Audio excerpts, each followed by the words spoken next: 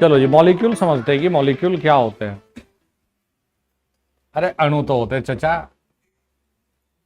देखो बच्चों, इसको थोड़ा सा ध्यान से समझो, क्योंकि अब पूरी जो कहानी है ना आपकी केमिस्ट्री, क्योंकि ये मानो एटम की जो कहानी थी, आपने जो समझना था वो अणु तक समझ लिया। अब काम करेगा देखो ये मॉलिक्यूल। आप कुछ ऐसा समझ सकते हैं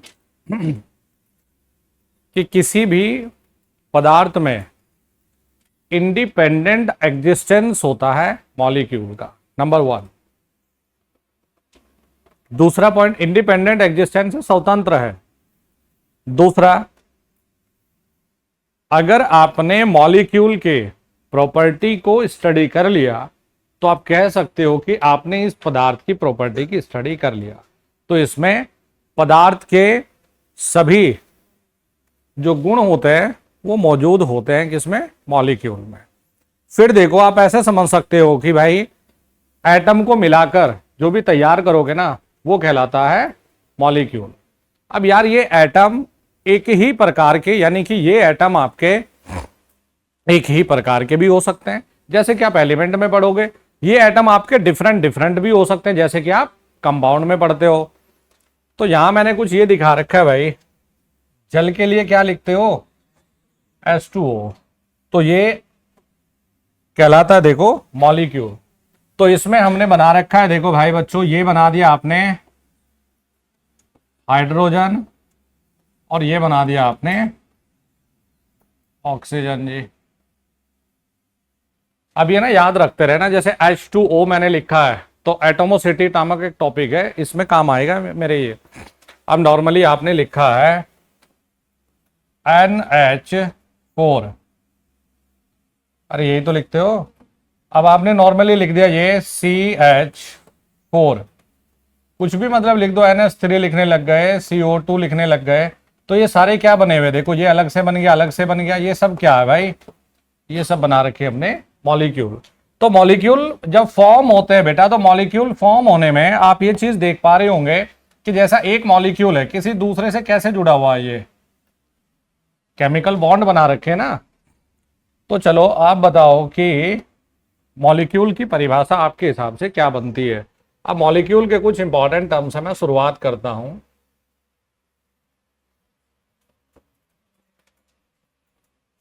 मॉलिक्यूल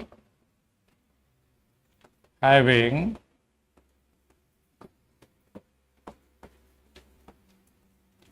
इंडिपेंडेंट एग्जिस्टेंस। एग्जिस्टेंस का मतलब होता है स्वतंत्र अस्तित्व है इसका। दूसरा हम लोग लिखते हैं कि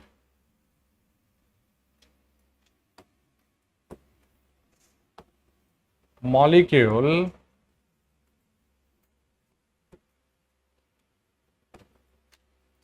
shows all the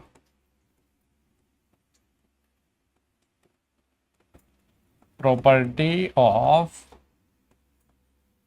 matter।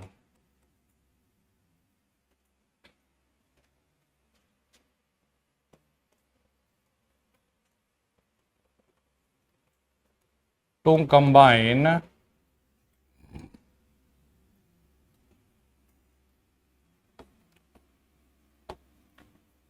combine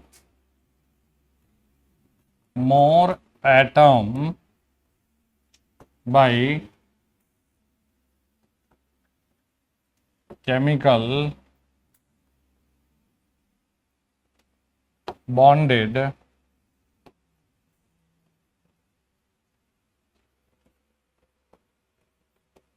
a molecule forms। जैसे इसमें हमने लिखा कि अणु का स्वतंत्र, भाई थोड़ा सा हिंदी में एडजस्ट करना पड़ेगा मुझे। अस्तित्व कैसे लिखते हैं भाई? यही लिखते हैं जो मैंने लिखा। रेलवे में ऐसा तो नहीं हिंदी का पेपर है? अरे यही है जो लिख दिया।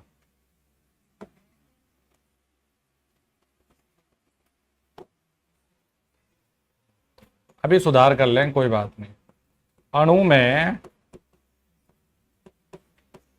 पदार्थ के सभी गुण मौजूद होते हैं। देखो भाई, इसमें सभी गुण प्रेजेंट रहेंगे जी। हम लोग कहते हैं कि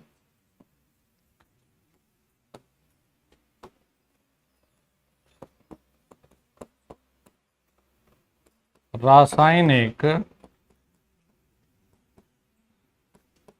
बंध के द्वारा अणु बंद कर, सॉरी,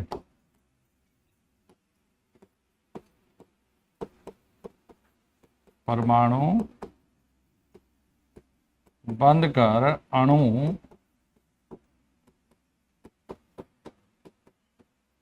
बनाते हैं। लिखो फटाफट से, देखो ये कुल मिलाकर मेरे पास में कई सारे छोटे छोटे एटम हैं। यार इसको खोल देना भाई, आजकल सप्लाई देने वालों ने भी दुखी कर लिया भाई।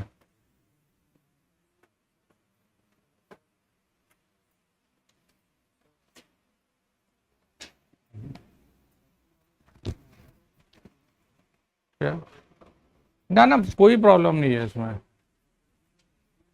नहीं, प्रॉपर्टी एलिमेंट नहीं, अणु तो कंपाउंड भी बनाएगा, एलिमेंट भी बनाएगा, इसलिए जो सुटेबल शब्द है ना वो सब्सटेंस लिखो या मैटर लिखो। देखो, जो मॉलिक्यूल का मतलब है ना बेटा, मॉलिक्यूल का मतलब तो अभी आएगा, देखो ये एलिमेंट से भी होगा और कंपाउंड से भी होगा। भाई एक ही प्रकार के एटम अगर जुड़ेंगे तो उसको एलिमेंट बोल देंगे बेटा। जैसे आप H और H को जोड़ोगे तो H2 बना दोगे, O को कनेक्ट करोगे, जोड़ोगे आपस में O और O को, तो आप बना दोगे O2। तो ये एलिमेंट है। और जैसे H2O हाइड्रोजन ऑक्सीजन, तो ये कंपाउंड है। तो जो मॉलिक्यूल है बेटा, मॉलिक्यूल एलिमेंट और कंपाउंड दोनों के लिए होता है।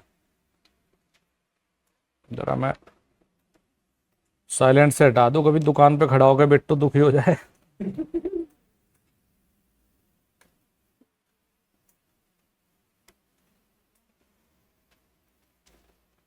चलो लिख लिया आपने ये।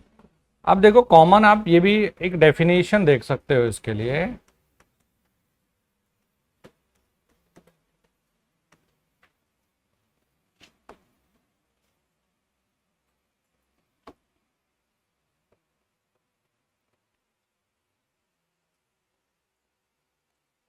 A group of two or more than two atom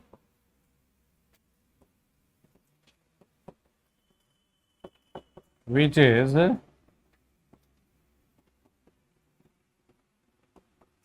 chemically bonded is called molecule।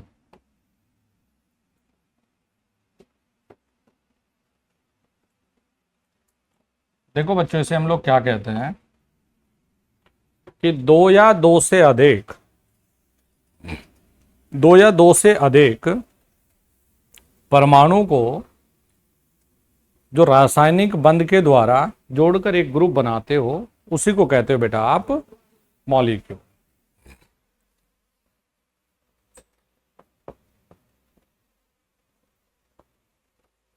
दो या दो से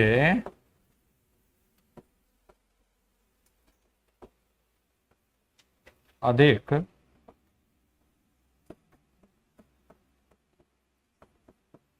परमाणुओं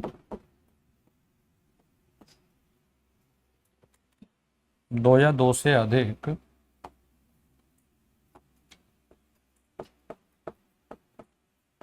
रासायनिक बंध से जुड़े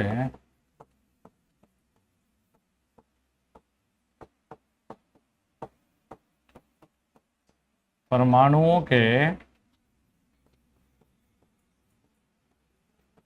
समूह को अणु कहते हैं।